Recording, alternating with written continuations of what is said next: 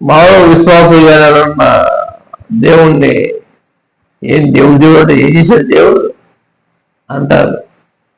కొంతమంది అంటారు అమ్మో దేవుడు తప్పు అలా అనకూడదు, తప్పు మాట్లాడకూడదు, ఆయనకి ఏం చేసి అన్ని తెలుసు, చెంపలేసుకో అంటారు.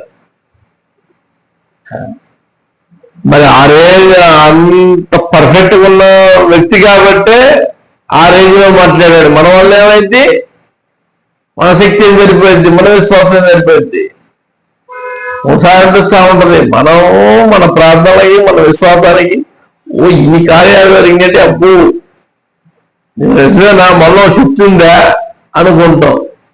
నీకు తెలియని విషయం ఏంటంటే నువ్వు చేసిన ప్రార్థనలు వింటాడు, కానీ అవి సక్సెస్ అవ్వాలి అంటే ఏసు వెళ్ళి తండ్రికి విజ్ఞాపన చేయడం వల్ల నువ్వు ఒడిపడ్డావు.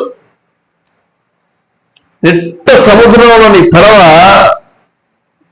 ఎన్నో చీరికలు బొక్కలు ఉన్నాయి, దానికి ఒడిపడే అవకాశమే లేదు, దారే లేదు. చచ్చి బతుకుతున్నాడు అని వస్తున్నాడు అని దేవుడు ఆకాశం నుంచి గాలిని పంపిస్తే ఒక్క దెబ్బకి కొట్టుకుంటూ ఒడిపడ్డా. నీ యంత్రం నువ్వు ఆడడం అనేది అది అసాధ్య విషయం కల్లా. ఇప్పుడు కొంతమంది అంటారు నాకు ఎవరితో పని లేదు, నేను ఒంటరి వాడిని, నేను ఒక్కనే కష్టపడుతా, నేను ఒక్కనే శ్రమిస్తా, నాకు ఎవరు అవసరం లేదు, ఎవరితో పని లేదు అంటారు. ఎవరు అవసరం లేకుండా పుట్టావా? ఎవరు అవసరం లేకుండా నువ్వు మార్కెట్లో బియ్యం ఎట్టొచ్చినాయి? ఎవరు పంట వేసి పండితే రైతు అవి మార్కెట్లో అమ్మితే కొనుక్కొని నువ్వు తింటున్నావు.